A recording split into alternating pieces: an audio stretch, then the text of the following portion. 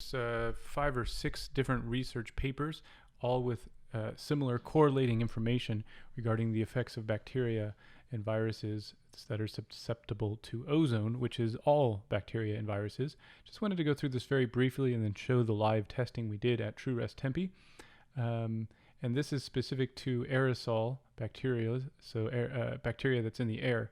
At humidities less than 45%, ozone was less, the reduction was less. In fact, ozone as low as 0.025 parts per million showed definite bacterial action at 60 to 80% humidity. And then bacteria on surfaces. So obviously we're not too concerned about bacteria in the air or bacteria on surfaces as we are viruses. So I'll get to viruses here in a second, bear with me.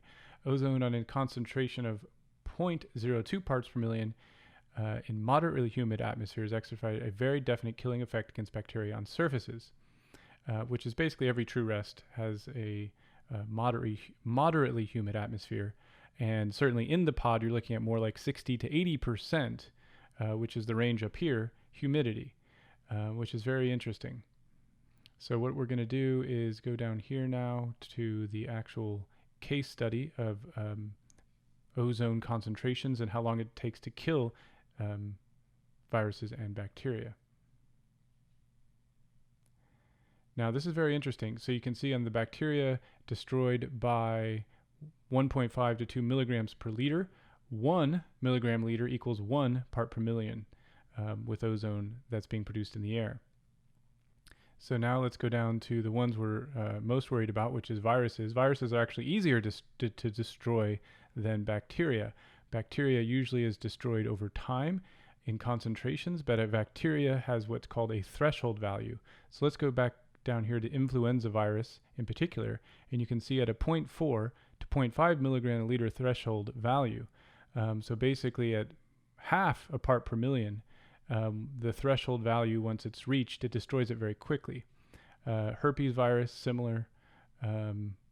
All the viruses here destroyed to 0 level in less than 30 seconds with 0.1 to 0.8 milligrams a liter. Now, to define the threshold value, we'll go down to here, and you can see this effect is called an all or none response, meaning the virus is either alive or it's dead. So a period that's lasting 10 seconds during this kill rate should actually achieve a 99% death rate. If you run it for several minutes, it will be a complete destruction. And so that happens at as low as 0.07, and there's no change in ozone concentration between 0.07 and 2.5 milligrams. So even at half a part per million, you're going to kill viruses within a few minutes for sure. So obviously I'm not going to go through this entire report. I just thought it was very interesting. There's other correlating reports. This one is the most easy to understand. So if you want to go through this, please do. But even the hardest bacteria to kill, which I really loved, were killed within 1 minute. Or excuse me, this one, 99%, it's killed within 3 to 4 minutes at 0.4 milligrams. So what I'm going to show you is I was able to get the room in its entirety up to 1 part per million within 5 minutes. I got up to 2 parts per million in the room. Certainly in the pod was even over 2 parts per million within 10 minutes.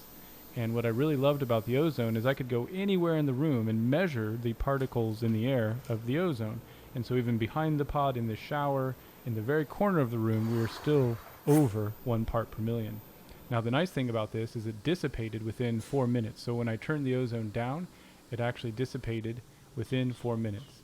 So we were able to concentrate up to 1 part per million in 5 minutes and then reduce back down to 0 parts per million within 4 minutes. So here the half-life, as soon as ozone is formed, it starts to decay and turns into oxygen. The half-life is 2.5 to 7 minutes. As I mentioned in the float spa with the fan on, it was dissipated in 4 minutes. And so ozone is a very, very safe treatment.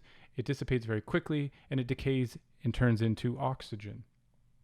And so I'm very comfortable using this myself. I certainly am on board with the UV wagon, but I love this as just another option. Ozone is significantly cheaper than ultraviolet, and you can actually buy a tool that measures it reliably.